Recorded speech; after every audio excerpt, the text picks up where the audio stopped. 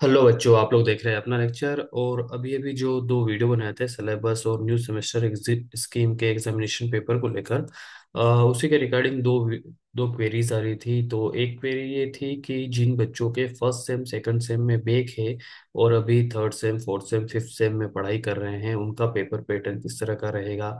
इसके अलावा जो बच्चे लेटरल में जिन्होंने एंट्री लिया अभी थर्ड सेम में, उनका पेपर पैटर्न कैसा रहेगा।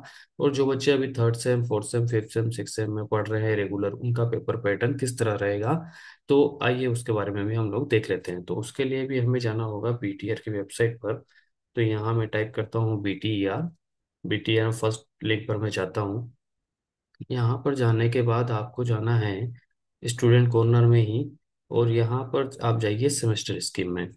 सेमेस्टर स्कीम में जैसे ही जाते हैं आप नीचे आइए।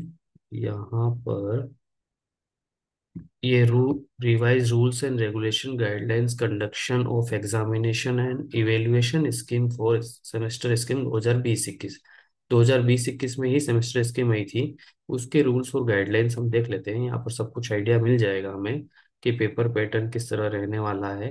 जो अभी थर्ड सेम में है बच्चे, फोर्थ सेम में है, इसके अलावा जिनके फर्स्ट सेम सेकंड सेम की बैक रह गई है और अभी इधर पढ़ाई कर रहे हैं, मतलब पुराने सेमेस्टर स्कीम के जो बच्चे हैं।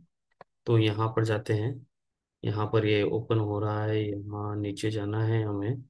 यहाँ यहाँ अभी ये रहा।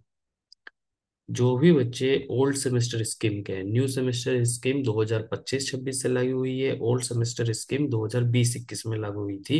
उनका जो थ्योरी का पेपर आता है वो 60 नंबर का आता है, मतलब बोर्ड का पेपर 60 नंबर का होता है।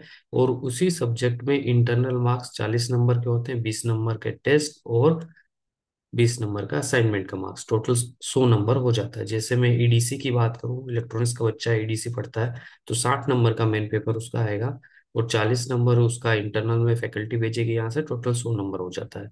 उसी सब्जेक्ट का ईडीसी का ही प्रैक्टिकल पेपर 40 40 नंबर का आपका वहां पर होगा, जो मेन जिसमें वाइवा लेने बाहर से आएंगे, और 60 नंबर का आपका डेली जो फैकल्टी करा रही है लेब में, वो उसका होगा।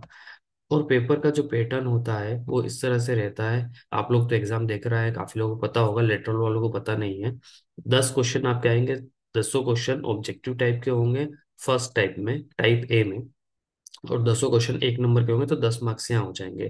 टाइप बी में 8 क्वेश्चन आपको मिलेंगे, जिसमें से आपको कोई भी 6 क्वेश्चन करने हैं और हर एक क्वेश्चन 3 नंबर का होता है, 18 यहाँ हो जाते हैं।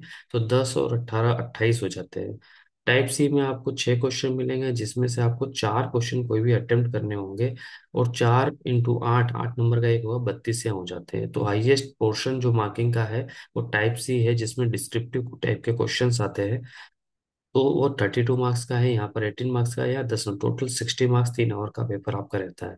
तो मुझे लगता है आप लोगों को ये बिल्कुल समझ में आ चुका होगा कि जो बच्चा अभी थर्ड सेम में है, फोर्थ सेम फिफ्थ सेम में है, इसके अलावा जिसकी पुरानी बैक रह गई है, जो लेटरल से एंट्री किया है, उसका पेपर पैटर्न कैसा रहेगा।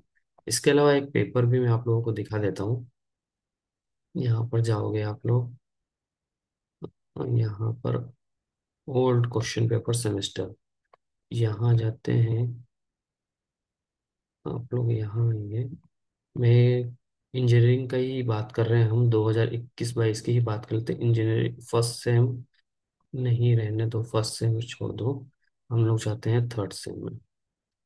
यहाँ गए थर्ड सेम में,